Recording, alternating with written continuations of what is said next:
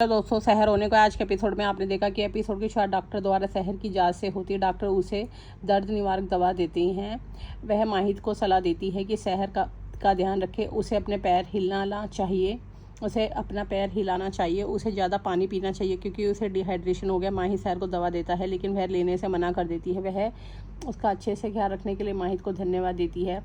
वह माहिद से वहाँ से जाने के लिए कहती है। वह तब तक दवा नहीं लेगी जब तक उसे उसकी माँ नहीं मिल जाती। उसकी माँ उसके लिए सब कुछ है। यह दवा उसे ठीक नहीं करेगी, उसकी माँ ही उसकी दवा है। अमल सहर को फ़ोन करके पूछती है कि वे उसे लेने कब आएंगे। अमल शिकायत करती है कि वह उनका इंतज़ार कर रही थी। सहर उसे बताती है कि कौसर लापता है, कुछ लोग कौसर को मारने की कोशिश कर रहे हैं, हो सकता है कि वह अपनी जान बचाने के लिए भाग रही है।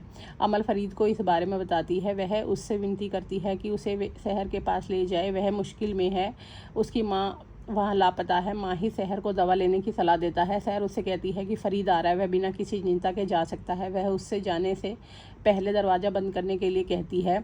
माहिद भावुक हो जाता है। कौसर को याद करके सहर रोने लगती है। थोड़ी देर बाद हैदर हुस्ना को संगीत बजाते हुए सुनता है। दादा हुजूर के अंतिम संस्कार के बाद संगीत बजाने पर वह उसे डांटता है। वह कहता है कि लोग उसे गलत समझेंगे। हुस्ना उससे पूछती है कि इस घर में उसकी निगरानी करने वाला कौन है। वसीम जेल में सड़ रहा है। दादा हुजूर का देहांत हो गया, उन्होंने समाज के सामने माहिद की छवि खराब कर दी है।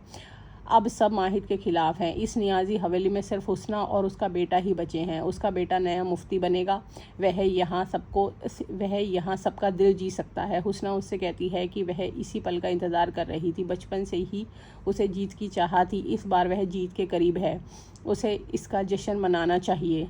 हैदर उसकी माँ की तारीफ़ करता है। वह उससे कहता है कि ईश्वर की कृपा से सब कुछ उसके पक्ष में हो रहा है। हुस्ना सोचती है कि उसने अपने बेटे के लिए रास्ता बनाने के लिए लोगों को मार डाला। थोड़ी देर बाद सहर अमल को सब कुछ बताती है। फरीद सहर से कहता है कि यहाँ रहना सुरक्षित नहीं है। वह उसे अपने साथ चलने के लिए कहता है। सहर यह कहकर मना कर देती है कि माँ ही इस जगह को जानती है, वह उसे ढूंढते हुए वापस आएगी।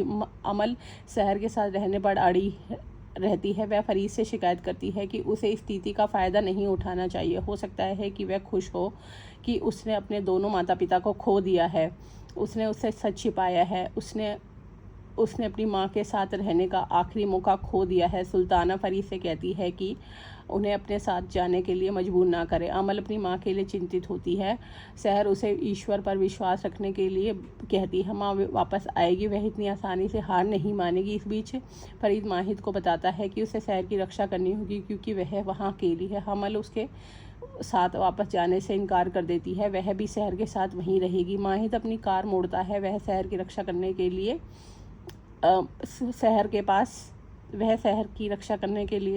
शहर के पास चला जाता है। अब आगे का एपिसोड जानने के लिए मेरे चैनल को लाइक और सब्सक्राइब कीजिए।